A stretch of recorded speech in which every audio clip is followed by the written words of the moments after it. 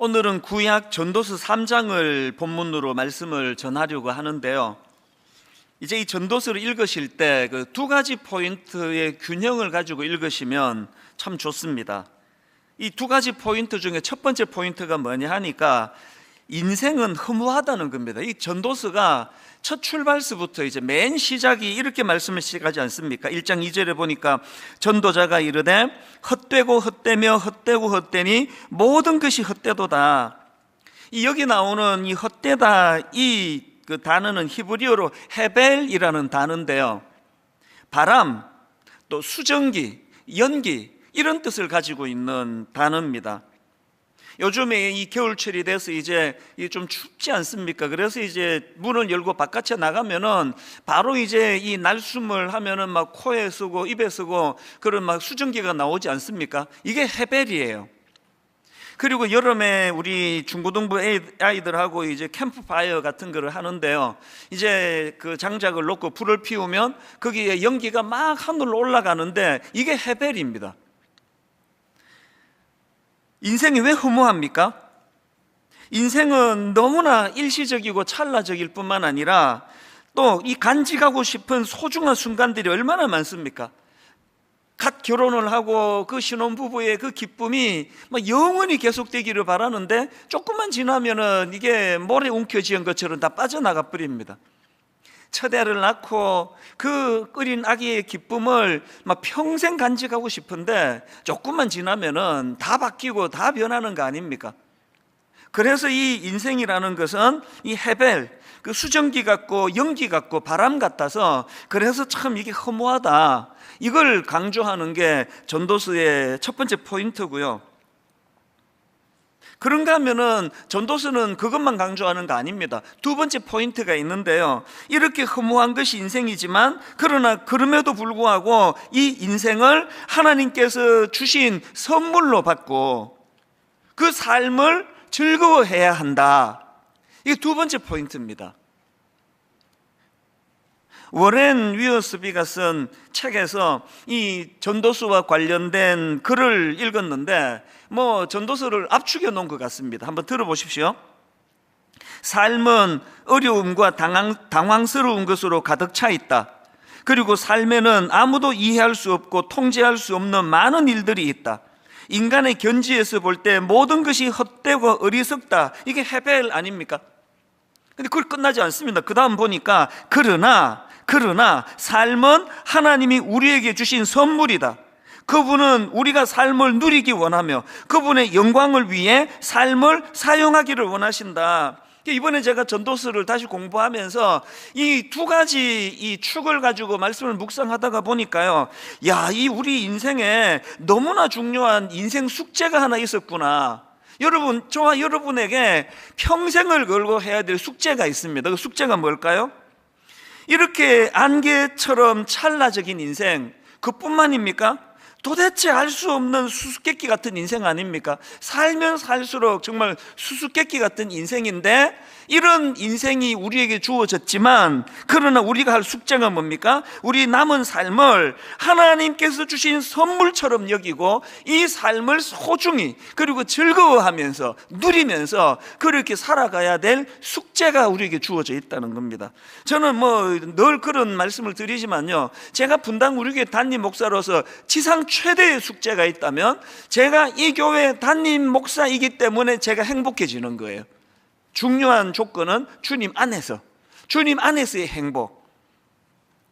그러니까 이런 생각을 하다가 보니까 그 이혜인 시인의 작은 기쁨, 이런 제목의 시가 있는데요, 지난주에 이 시를 쭉 읽으면서 그 참 머리가 끄덕끄덕거려지더라고요. 자, 시를 한번 들어보세요. 사랑의 먼 길을 가려면 작은 기쁨들과 친해야 하네. 이 첫 줄이 제게 너무 와닿았습니다. 여러분, 먼 인생의 여정길을 우리가 지금 달려가고 있는데요, 이 사랑의 먼 길을 가려면 작은 기쁨들과 친해야 하네. 아침에 눈을 뜨면 작은 기쁨을 부르고 밤에 눈을 감으며 작은 기쁨을 부르고 자꾸만 부르다 보니 작은 기쁨들은 이제 큰 빛이 되어 나의 내면을 밝히고 커다란 강물이 되어 내 혼을 적시네. 내 일생 동안 작은 기쁨이 지어준 비단옷을 차려입고 어디든지 가고 싶어, 누구라도 만나고 싶어, 고맙다고 말하면서, 즐겁다고 말하면서 자꾸만 웃어야지. 저는 이 맨 앞에 나오는 사랑의 먼 길을 가려면 작은 기쁨들과 친해야 하네, 이 대목하고요, 중간쯤에 나오는 내 일생 동안 작은 기쁨이 지어준 비단옷을 차려입고, 막 인생 한 방이다 이런 말하는 거, 그거 절대로 들으시면 안 됩니다. 그건 속임수예요. 인생은요, 일생 동안 작은 기쁨이 지어준 비단옷을 차려입고,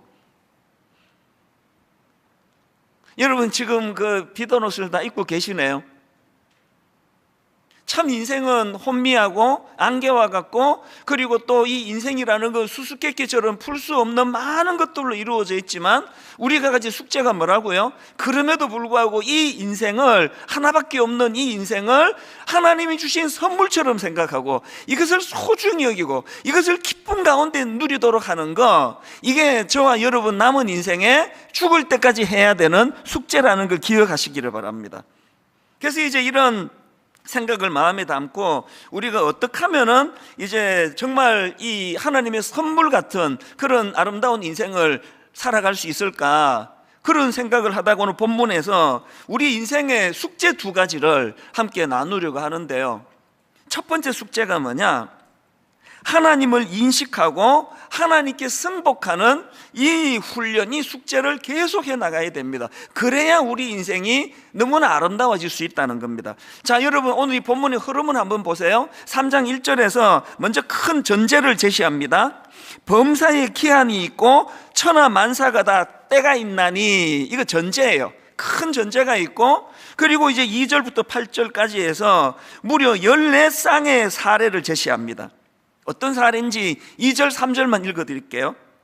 날 때가 있고 죽을 때가 있으며, 심을 때가 있고 심은 것을 뽑을 때가 있으며, 죽일 때가 있고 치료할 때가 있으며, 헐 때가 있고 세울 때가 있으며, 이렇게 무려 14쌍의 사례를 제시하고는, 그리고는 11절에 가서 하나님이 모든 것을 지으시되 때를 따라 아름답게 하셨고, 여러분이 흐름을 아시겠죠?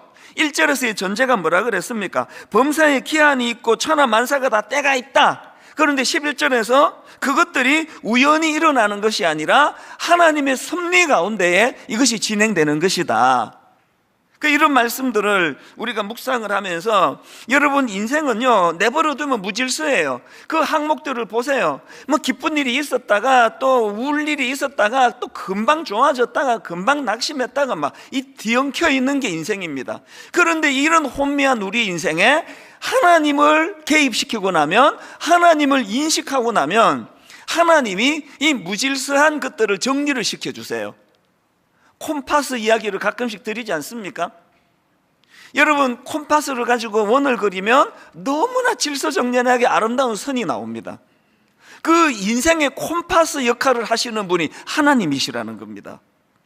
그런가 하면 또 한 가지, 제가 2절부터 8절까지 반복되는 14상을 보다가 참 흥미로운 생각이 들었는데요, 이 굉장히 재밌는 게 뭐냐, 이 쌍이요, 하나는 내가 바라는 거, 일어났으면 기대되는 거고요, 하나는 내가 바라지 않는 거, 이건 내 인생에 안 일어났으면 좋겠는 거, 이 둘이 짝을 이루면서 쌍을 이루더라는 겁니다. 예를 들어 4절입니다. 울 때가 있고 웃을 때가 있으며, 슬퍼할 때가 있고 춤출 때가 있으며. 우리 모두는 다 웃기를 원해요. 그런데 울 때와 웃을 때를 한 세트로 묶어 놓는데 보니까 우는 게 먼저네요. 여러분, 우리는 모두 다 기쁨의 춤을 추기를 원합니다. 누가 슬퍼하기를 원하느냐고요. 근데 이게 또 슬퍼하는 게 먼저 나오네요.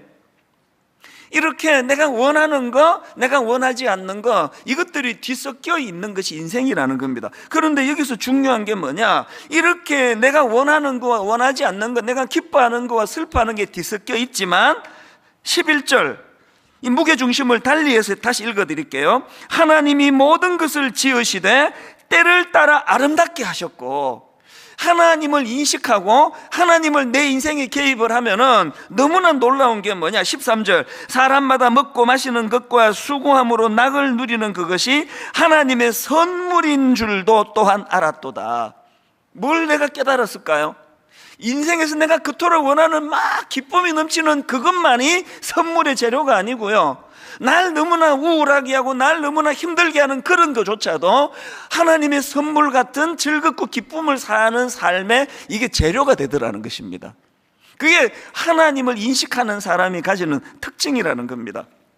최근에요, 너무나 아름다운 인종 예배를 저는 정말 가슴 설레게 보았는데요, 그 돌아가신 어른은 캐나다에서 목회하시던 조영택 목사님이신데, 이제 국제 코스타에서 함께 이제 목사님을 뵙기도 하고 또 그 자녀들을 제가 알기 때문에 저도 이 목사님을 조금 아는데요, 이 우리나라 연세로 85세 되신 이 어른이 최근에 돌아가셨어요. 그런데 그 임종 예배가 너무나 아름다웠습니다. 이 어른이 이제 오늘 아침에 돌아가셨다고 하면 어제 저녁에 온 자녀 손들이 다 모여가지고, 그리고 먼 지역에 있는 분들은 이제 그 줌이라는 이 도구를 가지고 같이 참여하는데요, 얼마나 아름답게 찬양을 또 오래 하는지 계속 그 아버지는 한가운데 침대에 누워 계시고, 그리고 이제 사모님과 자녀 손들이 함께 그 찬양이 정말 막 너무 가슴 벅차게 아름다운 찬양을 그렇게 여러 곡을 부르더니, 또 이제 각자 돌아가면서 참 하나님 앞에 준비된 말씀을 이제 같이 낭독을 하고요, 그리고 나서는 이제 이런 부탁을 아버지께 드리는 겁니다. 아버지, 우리 자녀들에게 주실 말씀이 있으면 주세요. 그렇게 말씀을 드리니까요, 이제 내일 하나님이 불러가시는 마지막 날 저녁에 그 시간에 예배 가운데 이 아버지가 정말 마지막 유언과 같은 이런 말씀을 남기는데요, 제가 마음이 너무 설렜습니다. 제일 첫 번째로 이 아버지가 주시는 말씀이 이겁니다. 하나님은 나를 지으시고 나를 만드시고 나를 세상 가운데 지켜주심을 꼭 믿고 사시기 바랍니다. 그 자녀 손들에게 이렇게 존대를 쓰시면서 그 전제를 말씀을 주시고는요, 또 한두 마디를 더 주시고, 제 마음에 강하게 인상 지어진 게 뭐냐 하니까 막 소리를 크게 막 하시면서 이런 부탁을 자녀 손들에게 남기는 겁니다. 내가 대장 되려고 하지 맙시다. 내가 대장이 아닙니다. 하나님이 대장이십니다. 대장 노릇 하지 맙시다. 이걸 계속 반복해서 말씀하시는 겁니다. 그 예배가 저에게 너무나 인상적이어 가지고요, 그 목사님의 따님을 제가 알거든요. 여러분도 아실 거예요. 나를 지으신 네가 하나님, 이 찬양을 작사한 분이 그분 따님이세요. 그 조은아 교수님에게 제가 이메일을 보냈습니다. 너무나 아름다운 예배를 제가 드렸는데, 그리고 나서 제가 그 감동으로 이제 메일을 드렸더니 그 조은아 교수가 저한테 답이 왔는데요, 내용 중에 아버지가 남겨주신 말씀들을 몇 가지를 나눕니다. 그러면서 이제 쭉 아버지가 남긴 그 몇 가지를 기록했는데, 역시 이 내용이 들어가더라고요. 나는 평생토록 하나님의 주권을 인정했고 믿었고 온 힘을 다해 하나님께 순종했다. 이게 이 목사님의 그 마음의 중심 아닙니까? 그리고 그 다음 들어보세요. 온전한 회복은 하나님께 돌아갈 때 이루어진다. 서로 세워주며 끝까지 사랑하며 살자. 이게 목사님이 남겨주신 말씀이에요. 그리고 또 사모님께서 전해주시는 말씀에 이런 내용이 있는 겁니다. 이제 막 정신이 혼미하시던 이 목사님이 예배가 시작이 되니까 갑자기 두 손을 높이 들고, 주님, 저는 행복합니다. 그러시고는 이제 더 할 것이 없지, 이제 이 땅에서는 이제는 더 할 것이 없지, 이런 말씀을 하신 뒤에 편안하게 그렇게 삶을 마무리하셨다는 그 내용의 글을 제가 읽으면서 너무 부러운 겁니다. 그래서 소원이 생겼어요. 하나님, 제 마지막이 이 목사님처럼 되기를 원합니다. 살아계실 때는 캐나다에서 늘 그 젊은이들한테 이 마음이 있으셔가지고요, 열정을 다해 젊은이들에게 꿈을 심어주는 일을 행하시고, 이 땅에서의 역할이 다 끝나시니까 아무 미련 없이, 아무 욕심 없이, 아니 세상에 한 인생의 마지막이 두 손 높이 들고, 주님 저는 행복합니다, 이제 더 할 게 없지.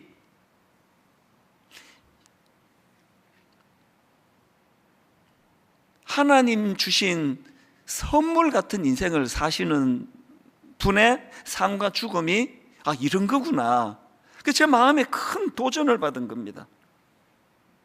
오늘 저와 여러분, 우리 같이 꿈꾸지 않으실래요? 하나 우리에게 이 소원이 생겼습니다. 살아있을 동안에는 숙제를 푸는 겁니다. 숙제가 뭐라 그랬죠? 아무리 어려운 여건, 아무리 힘든 어떤 상황이라 할지라도, 하나님 저는 이 재료들을 모아가지고, 아까 그 본문 말씀 2절부터 8절까지 드렸잖아요. 좋은 재료만 있는 거 아닙니다. 웃는 일만 있는 거 아닙니다. 울 일도 있고 슬퍼한 일도 있습니다. 그런 모든 재료를 가지고 하나님, 내 인생이 하나님이 주신 선물 같은 인생 되게 하여 주시기 원합니다. 이 숙제를 향해 늘 애쓰고, 그러다가 인생이 다 하면 그 목사님처럼 주님 저는 행복합니다, 이 마지막 이 한마디가 모든 걸 다 거기에 담고 있는 거 아닙니까?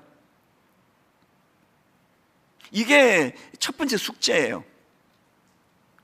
그런가 하면은 두 번째 인생 숙제가 하나 더 있는데요, 바로 오늘 이 순간을 감사함으로 누리기, 이게 우리가 가진 숙제라는 겁니다. 본문 12절입니다. 사람들이 사는 동안에 기뻐하며 선을 행하는 것보다 더 나은 것이 없는 줄을 내가 알았고, 또 13절 세 번역입니다. 사람이 먹을 수 있고 마실 수 있고 하는 일에 만족을 누릴 수 있다면, 하는 일에 만족을 누릴 수 있다면 이것이야말로 하나님이 주신 은총이다. 저는 이번에 이 전도서 공부를 하면서 라틴어로 까르페 디엠, 이 단어를 참 많이 생각을 했습니다. 까르페 디엠, 지금 살고 있는 현재 이 순간에 충실하라. 우리말로 번역한 걸 제가 보니까 현재를 잡아라. 영어로 보니까 seize the day, 그날을 움켜쥐어라. 이게 다 까르페 디엠이에요. 사실 저는 오늘 이 설교를 준비하기 이전서부터 제 마음에 오늘 이 순간을 감사함으로 누리는 것, 현재 살고 있는 이 순간에 충실한 것, 이게 제 인생에 굉장히 중요한 좌우명 중에 하나기는 합니다. 왜 이런 좌우명을 제가 갖게 됐는가 하면은요, 홍성태 교수님이 쓴 모든 비즈니스는 브랜딩이다, 이런 책이 있는데요, 저자가 1997년도에 캐나다를 방문을 했습니다. 마침 그때 영국의 다이애나 왕세자빈이 세상을 떠났는데요, 막 캐나다에서 막 그 애도의 물결이 막 어마어마하더라는 겁니다. 길거리에는 사람들이 가져다 놓은 애도의 꽃이 막 쌓여 있고요, 텔레비전에서는 막 계속 이 다이애나와 관련된 방송이 반복이 돼서 지금 나오고 있는 그런 상황인데요, 이 교수님이 이제 TV를 딱 트니까 아주 우연히 어떤 장면을 봤느냐 하니까, 이제 다이애나, 그러니까 프랑스 파리에서 사고를 당해서 죽었는데, 이제 그 시신을 영국으로 옮겨가는 그것을 이제 중계 방송을 하더라는 겁니다. 막 세계에 막 수많은 사람들이 그 중계를 보고 있었는데요, 거기서 이 교수님이 깜짝 놀랄 너무나 인상적인 한 장면을 봤다는 겁니다. 영국 왕실 비행기가 이제 공항에 착륙을 하고, 또 찰스 왕세자가 이제 상복을 입은 자녀들과 함께 이제 걸어오고 있고요, 의장대가 아주 절도 있게 예를 갖추어서 착착착착 이제 다이애나의 관을 가지려고 발을 맞추어서 이제 비행기 쪽으로 걸어가는데, 이 교수님이 발견한 게 뭐냐 하니까요, 다이애나가 누워있는 관을 가지러 가는데 화물칸이 열리더라는 거예요. 그리고 놀랍게도 그 화물칸에서 다이애나의 관을 내리는데요, 그거를 보더니 교수님이 표현으로 마음이 꽉 막히더래요. 아니 지금 전 세계 사람들이 애도하는 그런 인물인데 그 시신이 짐짝처럼 화물칸에 실려 있더라는 겁니다. 아니 왕세자비는 사람인데 왜 짐짝 취급을 받았을까? 이게 가슴이 막힐 정도로 충격이 되더라 그러시던데요. 그 교수님이 하는 말이 이 다이애나가 왜 짐짝 취급을 받았는가, 그 직접 한번 들어보세요. 그가 한 말을, 그 교수님이 한 말을. 왜 짐짝 취급을 받았다고요? 간단합니다. 죽었으니까. 육신만 있고 영혼이 없지 않은가? 왕세자빈이 아니라 그 누구라도 영혼이 없으면 사람이 아니라 화물 취급을 받는다. 저는 그 한마디에 저도 또 충격이 되더라고요. 아무리 세계에 영향력을 미친 어떤 사람이라 해도 그가 죽으면, 영혼이 없으면 그 육신은, 그 껍데기는 화물 취급을 받는다. 제가 그 내용의 글을 읽으면서 정말 제 마음에, 하나님, 제가 살아있을 때 하나님, 내 시신이 화물칸에 들어가기 전에, 내가 오늘 호흡할 때 이 하루를 충실히, 까르페 디엠, 오늘에 충실하기 원합니다. 비록 제가 다이애나와 같은 막 세계적으로 유명한 인생은 아니라 할지라도 그저 소박한 한 교회를 다니면은 또 한 가정의 아버지에 불과하지만 여전히 내 인생은 죽은 다이애나 비가 아니라 살아있는 이찬수로 살기를 원합니다. 하나님, 내가 화물칸에 들어가기 전에 너무너무 이 하루를 가치 있게, 의미 있게, 보람 있게 그렇게 살아가기를 원합니다. 이제 12월 달 아닙니까? 올해는 생각지도 못한 코로나19가 연초부터 터져가지고 올 한 해가 다 망가져 버렸잖아요. 다 어긋나 버렸잖아요. 가게 하시는 분, 식당 하시는 분은 말할 것도 없고, 결혼 준비하는 동안에 원래 결혼하기로 한 젊은이들이 얼마나 많은 혼란을 겪었는지 아십니까? 날짜를 막 여러 번 옮겨야만 되고 장소를 옮겨야만 되고.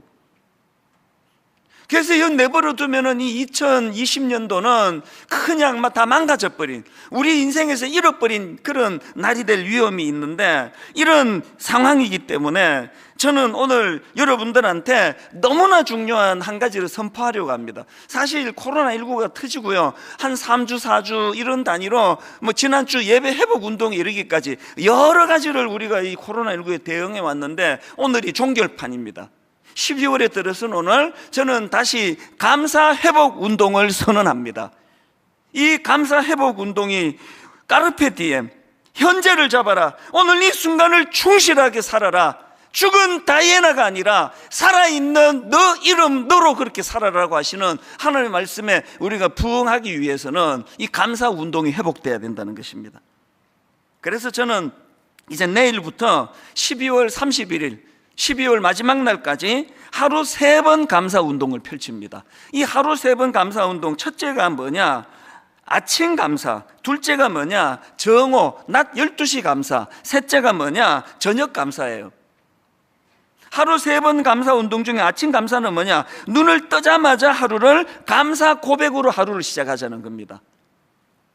여러분, 올 한 해 분당 우리 교회에서 마음의 성구로 선택하고 연초부터 우리가 묵상하는 게 시편 118편 28절 아닙니까? 주는 나의 하나님이시라 내가 주께 감사하리이다. 주는 나의 하나님이시라 내가 주를 높이리이다. 내가 주께 감사하리이다. 내가 주를 높이리이다. 이게 올 한 해 하나님이 우리 교회에 주신 이 한 해에 묵상하고 있는 성구거든요. 12월 달에 이제 이 말씀이 우리 삶에서 하루 시작에 눈을 딱 떴을 때 이 말씀이 암송되어지고 되뇌어지는 그런 하루가 시작되기를 바랍니다. 본당에서 함께 예배 드리시는 분들은 말할 것도 없고, 우리 지금 각 가정에서 예배 드리시는 분들도 한번 저를 따라, 제가 선창할 때니까요, 저를 따라 이 말씀을 한번 외치면 좋겠습니다. 정말 큰 소리로 한번 외쳐주시기를 바라는데요. 자, 시편 118편 28절 제가 먼저 선포합니다. 주는 나의 하나님이시라. 주는 나의 하나님이시라. 내가 주께 감사하리이다. 주는 나의 하나님이시라. 내가 주를 높이리이다. 어제 잠자리에 들기 전에 무슨 아픈 일이 있고 속상하고 뭐 우울했는지 몰라도 그 다음 날은 새로운 날이에요. 여러분, 아침에 눈을 딱 뜨면서 이 놀라운 말씀을 선포하고 감사함으로 나아가자는 거거든요. 그런가 하면은 정오감사는, 두 번째 하는 정오감사는 뭐냐? 매일 낮 12시에요. 이 감사 묵상 카드가 분당 우리 교회 홈페이지에 이제 올라갑니다. 그리고 이제 감사 묵상 카드를 클릭하면은 거기에 우리 성도님들의 다양한 여러 사연과 그런 간증들이 구성된 감사 라디오 사연을 듣는 감사 라디오가 나올 겁니다. 햇살콩 작가 부부가 도와주셔가지고 이 감사 묵상 카드가 참 풍성해졌습니다. 매 낮 12시마다 점심을 드시기 전에 감사 묵상 카드를 가지고 오늘 이 하루의 감사를 점검하는 그런 운동이 두 번째고요. 마지막 세 번째가 저녁 감사가 뭐냐? 153 감사 노트를 하나님 앞에 기록하면서 하루를 마무리하자는 겁니다. 왜 이걸 기록해야 될까요? 아까 말씀드렸잖아요. 인생은 안개라고, 사라져 버린다고. 그렇게 소중하고 아름다운 것들 조금만 지나면 다 없어져 버려요. 기록으로 남기자는 겁니다. 이번에 제가 이 감사 운동의 열기를 회복하기 위해 가지고 이제 이 감사라는 제목의 신간을 냈습니다. 저는 원래 그 감사 제목, 이 책 제목을 막 아주 좀 길게 이렇게 보냈더니 출판사에서 막 목사님 거두절미하고 막 감사로 그냥 나갑시다. 제목을 잘 지은 것 같아요. 저는 지금까지 뭐 내가 책을 썼으니 이거 한 권 사주세요, 팔아주세요 그런 말 한 적이 없는데요. 이번에는 하려고요. 책 한 권 사주세요. 저 밥 한 끼 대접하는 마음으로 이 책 한 권 사주세요. 그동안 했던 설교들을 쭉 묶어놓은 이 책을 왜 이번에 많은 분들이 읽었으면 하는가 하면은요, 그 책을 매개로 해서 다시 153 감사에 불이 붙기를 바랍니다. 그래서 감사 노트를 쓰면서 하루를 마감하고 감사 노트를 쓰면서 하루를 시작하고. 왜 153 감사 노트라고요? 왜 153 감사 운동이라고요? 하루 한 번 말씀을 묵상하자는 거예요. 말씀을 바탕으로 한 감사를 하자는 거거든. 하루 5가지를 거기에 노트에다가 감사거리를 적어보자는 겁니다. 1, 5, 3. 내 주변 사람들에게, 내 직장인, 내 가족들에게 하루에 3번 이상 감사를 표현하자는 겁니다. 참 감사합니다. 우리나라 분들이 참 이게 너무 인색해요. 다시 말씀드리지만 여러분, 인생은 헤벨이에요. 헤벨. 이 코에서 빠져나가 버리는 그 수증기 같은 거예요. 너무 허무해요. 여러분, 여기 우리 어르신들이 좀 계시는데요, 여러분 연세 드신 어르신들에 대하여 각별히 섬기며 기도해야 돼요. 인생은 헤벨이거든요. 특히 연세가 되신 어른들은 젊은 시절에 가정을 지키기 위하여, 교회를 위하여 너무나 애쓰고 수고했던 분이었기 때문에 나이가 들면 헤벨이 실감이 가요. 다 빠져나가요. 다 안개 같아요.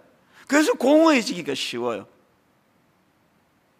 153 감사 운동의 회복됨으로 말미암아 오늘 예배드리는 모든 성도님들 연세가 드시면 드실수록 공으로 가는 것이 아니라 정말 하나님이 주신 은혜로 말미암아 연세가 드시면 드실수록 내 인생은 하나님이 선물처럼 축복해 주신 너무나 아름다운 인생이라고. 그리고는 아까 그 조영태 목사님처럼 돌아가시기 전에 하나님, 나는 너무너무 행복합니다. 이 목표를 우리 어른들이 이루어 가실 수 있도록 우리 모든 젊은 사람들이, 또 우리 목회자들이 응원하며 중보 기도해야 된다고 생각을 합니다. 감사는 훈련이에요.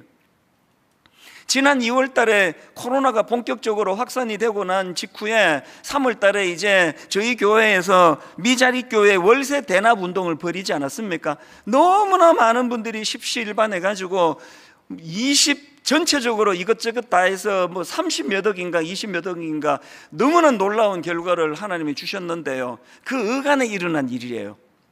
어떤 여성도님이 제게 손편지를 보내줬습니다. 우리 교회 성도도 아니에요. 글을 읽어보니까 참 아픔이 많은 분입니다. 자, 한번 일부를 읽어드리겠습니다. 저는 한창 일할 나이인 2008년 금융위기 때 남편의 실직을 겪고 모은 돈을 모아 작은 식당을 운영하게 되던 중 2013년도에 남편의 자살로 인해 한순간에 가장이 되어 무엇을 어찌해야 할지 알 수 없는 상황 가운데 주님 은혜로 하루하루를 살았습니다. 지금의 코로나 바이러스 상황 속에서 이해되지 않는 이 상황들이 너무나 원망되고 두려웠습니다. 목사님, 하나님은 제게 무슨 공식이나 패턴처럼 3년, 5년 주기적으로 고난을 일부러 주시는 것 같았습니다. 그럼에도 하나님 그분 손을 놓지 못하고 그분의 줄에 묶여 지금까지 지내고 있는 이 상황이 어찌 사람의 언어로 표현이 될는지요. 말로 할 수 없어 기도가 눈물로 시작하여 눈물로 마치는 날들을 보냈습니다. 근데 이분의 글이 이렇게 슬픔으로 끝나지 않습니다. 그 전도서가 그 첫 번째, 두 번째 그 메시지와 이미지가 있는 것처럼. 그 다음 들어보세요. 목사님, 설교 말씀 주신 그 마음에 새기며 힘을 얻겠습니다. 세상 가운데 살아감이 두렵고 떨리지만 제 안의 두려움은 오직 말씀이 되게, 제 안에 있는 두려움은 오직 말씀이 되게 기도하며 저의 애통한 눈물의 괴로움이 관심의 씨앗이 되어 비전을 찾는 자녀 되기를 하나님 그렇게 빚어주시기를 기도하겠습니다. 그리고는요, 5만 원짜리 지폐가 거기에 담겨 있습니다. 봉투 안에.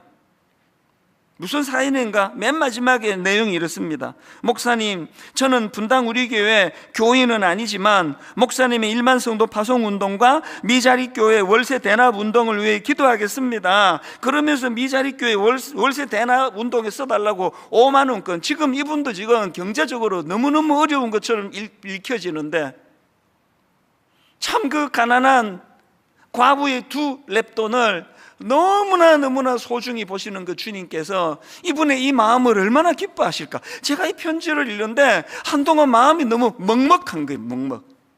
요 근래에 와서 제가 다시 이 내용을 읽어보면서, 아, 이분이 지금 숙제를 하고 계시는 거구나. 인생이 좋은 것만 있는 거 아니라 그랬잖아요. 짝을 이루는데 하나는 원하는 거, 하나는 원치 않는 거, 하나는 기쁜 거, 하나는 슬픈 거, 이것들이 계속되는 그 인생길 가운데 이분이 지금 투쟁하고 계시는 거구나. 싸우고 계시는 거구나. 이런 어려운 상황에 무너지지 않으려고 발버둥을 치고 계시는 거구나. 시간이 갈수록 이분이 너무 아름다운 거예요. 감사요법이라는 책이 있는데요, 거기서 저자가 이런 말을 합니다. 감사가 환경을 변화시키지는 못하나, 잘 들어보세요, 감사가 환경을 변화시키지는 못하나 사람의 태도는 변화시킨다. 무슨 뜻일까요? 아까 그냥 막 기분 좋을 때, 춤출 때는 막 기뻐 춤을 추다가 슬픈 일이 있으면 우울하고 좌절하고 낙심하고 이런 삶을 살았는데, 그 삶에 하나님이 개입되고 나니까, 하나님이 인생의 콤파스가 되어주시니까 혼란이 없는데, 왜 없습니까? 이분은 그야말로 뭘 몸부림치는 겁니까? 죽은 다이애나가 아니라 나는 살아있는 하나님의 자녀로 오늘 내게 주어진 이 삶의 재료를 가지고 반드시 나는 내 인생이 하나님의 선물 같은 아름다운 인생이 되도록 만들고야 말 것이다. 저는 오늘 말씀의 결론을 이렇게 맺기 원합니다. 인생의 2가지 숙제 아시겠죠? 늘 내 삶 속에 하나님을 인식하고 하나님께 승복하고 하나님을 내 삶의 콤파스가 되어 주시도록 우리가 그분을 사모하는 것, 이게 첫 번째 숙제예요. 2번째 숙제가 뭐라고요? 오늘 이 순간을, 오늘 이 하루를 감사함으로 누리기를 원합니다. 유야를 막론하고 하나님, 오늘 이 하루도 하나님이 주신 선물이기를 원합니다. 이런 소원을 갖기 위해서는 예레미야 예가 3장 22절 23절 여호와의 인자와 긍휼이 무궁하심으로 우리가 진멸되지 아니함이니이다. 이것들이 아침마다 새로우니, 이 은혜가 아침마다 새로우니, 이 긍휼하심이 아침마다 새로우니 주의 성실하심이 크시도소이다. 지난주 간증한 거 기억나시나요? 어제까지 아팠거든요. 토요일 저녁 설교 준비가 다 덜 끝났거든요. 이번 설교를 다른 부목사님한테 맡겨야 되나 근심이 있었거든요. 그랬는데 그 다음 아침에 일어났을 때, 그 새벽 2시 얼마에 눈이 떠졌을 때 여호와의 인자와 긍휼이 무궁하심으로 우리가 진멸되지 아니미니다. 이것들이 아침마다 새로우니 주의 성실하심이 크시도소이다. 그것이 저를 벅차게 만들었다는 걸 말씀드리지 않았습니까? 여러분, 저와 함께 우리 남은 인생에 서로 힘을 북돋아가면서 이 숙제를 해나가면 좋겠습니다. 기어이 어제의 눈물이 재료가 되어, 어제의 아픔과 한숨이 재료가 되어, 하나님, 그 조형태 목사님처럼 맨 우리 인생의 마지막, 하나님 너무너무 행복합니다, 이 한마디 주님께 올려드리고 이 땅을 소풍길처럼 그렇게 지냈습니다. 고백하고 그렇게 본향 하나님 나라를 주님 품에 안기는 이런 일들이 저와 여러분에게 일어나게 되기를 바랍니다. 일어나게 될 줄로 믿습니다. 그 조형태 목사님 따님이 쓴 그 찬양을 오늘 말씀을 총 정리하는 곡으로 부르면 좋겠는데요.